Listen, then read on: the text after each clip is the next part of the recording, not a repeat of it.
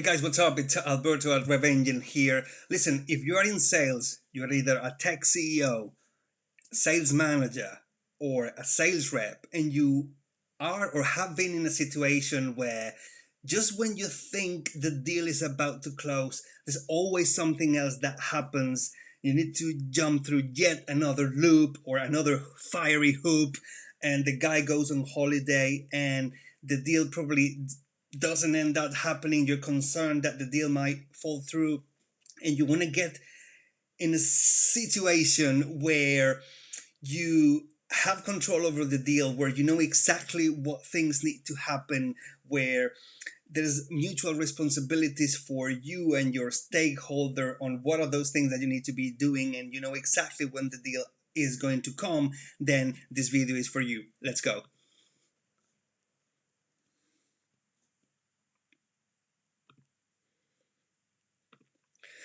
Right, so really a quick one. If you have been following me in the past, you probably remember the Revenue Builder program, where we take technology companies from a situation where they're struggling with sales, where they might be closing some deals, but that's not happening consistently, and take them to a situation where they know exactly what activities are going to lead to what revenue in a certain amount of time frame. You are probably familiar with these 9 steps that you see on screen. So last week we talked about what did we talk about? We talked about how to agree on a plan, how to uncover value. And today we're going to talk about step 6, which is how to agree on a plan. And guys, this is actually my favorite step of the plan, simply because you are in control. You know where the deal is gonna come, and it's not you doing all the work and jumping through hoops. It's actually you working and elevating yourself to the same stature of the person that you're trying to sell to. So let's have a look. Right, so what's the context?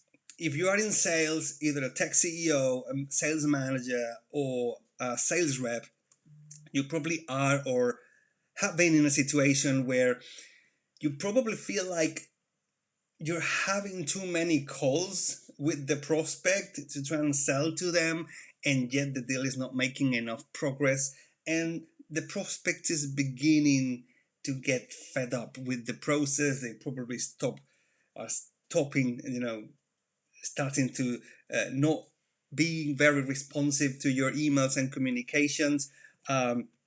Also, you feel like 90% of the discoveries that you have entered your pipeline and progress to the next stage. You're working on a bunch of deals, yet most of them aren't closing.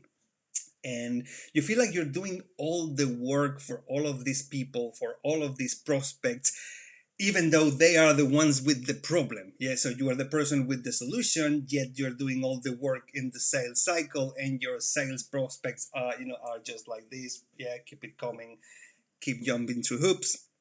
And as I said before, they probably aren't very into it. They're very not very responsive, and you're just jumping through a never ending series of fiery hoops. So I picture myself in the circus, like jumping through fiery hoops to try and show value to the prospect. There is a fantastic Dilbert comic strip, which I'll probably share with you later on, that illustrates. It's called Tormenting the Vendor, but never mind. We'll get back to that. I'll share that with you later. So the point is, you're doing all this work. There's always another hoop, and you have no idea if and when the prospect is going to buy. And the problem really here is that you've invested so much in this opportunity. You've forecasted this deal to your manager or the board, and and you have probably been neglecting prospecting because this is taking so much work, and you are deep into it, up to your neck, and really you cannot say no to them anymore. You are just basically, you're just gonna have to do whatever they ask you to do, because this is the only opportunity that you have, which makes you a little bit desperate. They know it, they smell it, and puts you kind of on your back foot, really, and also decreases the chances of you closing that deal and potentially opens the door for a heavy discount, right? So that's a situation we've all been there. But there's another possibility whereby if you apply the concepts that I'm going to share with you and the tools that I'm going to share with you in this meeting, you could get to a different, completely different scenario, which is super powerful. And that scenario is basically where you have a mutually agreed evaluation plan with the prospect. Yeah, again, this is not my thinking. I've slightly modified these concepts for you. This comes from my time at Gartner and value selling method and the value selling methodology. I've just slightly adapted it so that it's more easily consumed by you. But yeah, so the possibility is that you have that plan where both you and the prospect are working together. Yeah, you're not the slave, you're not just the vendor who's doing all the work. Both of you have tasks and homework to do, and you're working towards a plan. Yeah, and that plan has specific actions that both of you need to do, or however many people are involved in the process. And also there's specific timelines for doing that. And the reason why you have these timelines is because you know how long it's going to take for you to deliver value to the prospect once you start working together. So if we start together on day one, for instance, I know you run through my program in 90 days, and in 90 days you should have more sales more easily, more predictably. Yeah.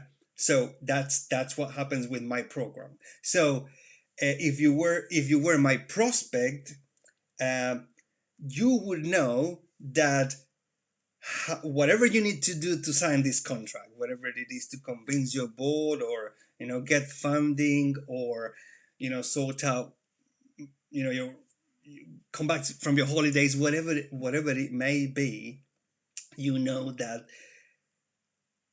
when we start, it's going to take you 60 to 90 days to get the value. So therefore that becomes a source of motivation for you, for my prospect, to begin to work with me right now. And this is super powerful, because when your prospect can visualize how long it's going to take for you to solve their problems and to help them achieve their objectives and realize the value for the business and for the person of working with you, then doing those things is they know that they gotta do it if they want to get the value, right? So by visualizing these steps and having this plan, you're no longer the pushy salesperson, right? Let's get this done, let's close this deal.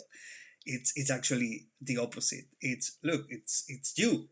When do you want to get this sorted? You said you wanted to solve this problem by X, Y, Z. This is going to get 3 months. It's going to be 3 months for you to realize the value of your investment. So when do you want to start? Yes, it's up to you. The ball is on your court. So you're not pushing. If it's important for them, then they will be motivated really to take action and to sign the bloody contract, which is what you want, right? And then by doing this, you'll know exactly when the deal will come. And the magic of this tool or methodology is that you will know early on in the sales process how many hoops you will have to jump through to get the deal closed. And therefore, you'll be in a position to judge and decide whether the ROI or the size of the deal is going to be worth your time, considering all the amount of investment that you will have to put into it, right? Pretty cool. So what's happening today? Yeah. So look, when I this is actually coming from my time at Gartner as well. I think I'm even using the same picture they did back in the day. Good thing I keep all my stuff on file. So look, this is what tend to happen to us back in the day, right? So we were selling, helping technology CEOs grow in Europe, and then obviously we were pretty junior guys trying to sell to pretty senior guys, and you had to be bloody good in sales, right? Because otherwise they would get bored pretty quickly. And what happened initially, what they noticed is that the sales process, we were having maybe a cold call to get them on the phone, and or some emails, and then you do a discovery call, and you probably didn't get everything you wanted to get in that discovery call, and then you had to do another discovery call, and then okay, you show your solution, and then they ask you for a proof of concept, and then it's not so, they weren't really blown away by it, so you do a third discovery call, so you get the idea, another POC. And while you're trying to do all of this work, your prospect is just sleeping on the phone. And yeah, they're just sleeping at the other side of the phone or the Zoom meet. They're just checking email. They're just not engaged anymore. Why? Because if you picture a graph, the first time you talk to them, the excitement is up here, and then that decreases over time. So it's important to build momentum and keep that momentum going, right? And so the sales cycle, the pipeline, right, looks like this in those situations. You do 100 discoveries, you talk to 100 people, and then you do 90% of them get through to the second stage. So you do 90 presentations or proposals or whatever you want to call it, and then one of them will eventually close if you're lucky. And you will have done a ton of work. You will have overextended yourself massively to try and get that deal closed, right? And so the idea is to turn that pipeline into the pipeline that you can see below, where you're having 100 discovery calls and you're qualifying out 50% of them because it doesn't match the criteria, the steps that we've been uncovering in the last few sessions, in the last few weeks. You have the recordings below or in YouTube, or you have actually the guide. Yeah, we prepared a guide, a checklist, qualification checklist for you to download, which is what's going to help you qualify these deals. So you qualify 50% of them because they don't match the criteria. Maybe the decision maker isn't there, or it can't be accessed, or they don't have any power to buy. Maybe they don't really have problems that you can solve, or they're looking for a different type of solution, or there isn't enough value for the business and the person to move forward. You can't work on a plan because they can't commit. So for whatever reason, you decide that you want to qualify only 50% of those guys. But because you only work on those 50 guys, 50% of deals, you will close more because you will be able to deliver more value. You will be able to build a stronger relationship. You will be able to tailor what you do more and more. So the idea is to turn first scenario into the second type of pipeline that you see. How do you do that? Easy, right? There's two things that you need to do. You need to leverage summary emails, pretty powerful stuff. I'm going to talk about that in a minute. And you need to use the plan tool that I'm about to share with you. Yeah, two things only. And by doing those two things, the checklist, that what you need to ask yourself, we in the qualification, sales qualification checklist tool, the 4-step qualification tool that we shared with you, we talked about that. And actually, let me pull that. I should have not deleted it. Apologies, I'm doing that on the fly. So while that loads, so that's the tool that I'm going to share with you in a second. I'm going to talk about that. But basically, there are two questions that you need to ask yourself, being really honest, to qualify whether you have a plan with them. And one is, do you have a mutually agreed plan with mutual actions, milestones, responsibilities, and dates you need to do those things by? And the second question or checklist that you need to tick in order to qualify this deal is, do you know when they will execute the purchase? Those two things. And by doing those two things, you'll have a plan with mutually agreed actions and timelines to solve the customer's problem. So it doesn't stop when they sign the contract. The plan stops when they realize value from the solution. So if you take 3 months, 6 months to deliver the project once they sign, you should have a 6 month or more long plan where they see exactly by which date they're going to get the value, hopefully quantified. Yeah. So hopefully that makes sense. Two things. Yeah. I'm going to share with you a couple of tools, give you a couple of ideas on how you might be able to create this plan and this summary, right? And I'm going to share with you a template that we used to use in my time at Gartner back in the day as well. And it's a very simple tool, right?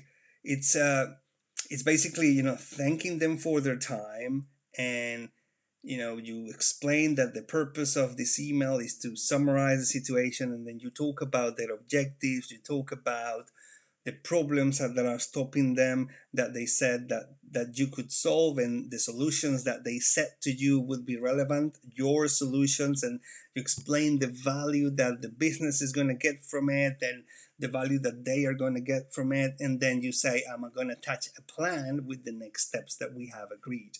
And that's actually what you see in here. And guys, this is my favorite tool in sales, right?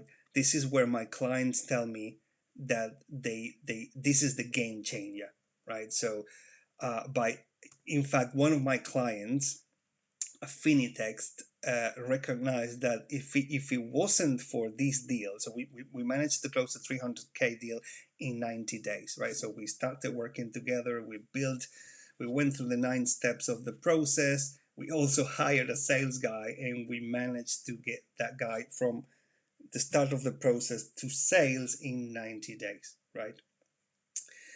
And this is what we use to be able to move so quickly, right? And so what we did is we explained to the prospect in the first or second call, okay, so once you sign, 1st of November 21, in month 1, this is what we're going to deliver. In month 2, this is what we're going to deliver. 3, we're going to deliver this. And by month 7, your problem will be resolved, and your objective will be achieved, and the value for you and the business will have been realized. Yeah. And so all you need to do in that conversation with the prospect is just socialize it. What does it look like? Do you really need to achieve it by month 7? What happens if you don't? Does that matter? Does that not? Ideally, you want them to tell you, I absolutely need that to happen by June 2022. There's a typo there. And so that way, you tell them, well, all of this stuff we need to get done. We need to sign the contract here so that you get this value by then. And so you just start asking them, okay, so what would need to happen in your experience to get this project closed? And by doing that, you begin to gauge whether they know what that plan should like, whether they can pull it off, whether they can move the organization, whether they can push the needle, right? Because if they don't really know, or they aren't very clear, they're either not the decision maker, or they can't make things happen, or they're not being completely honest with you, right?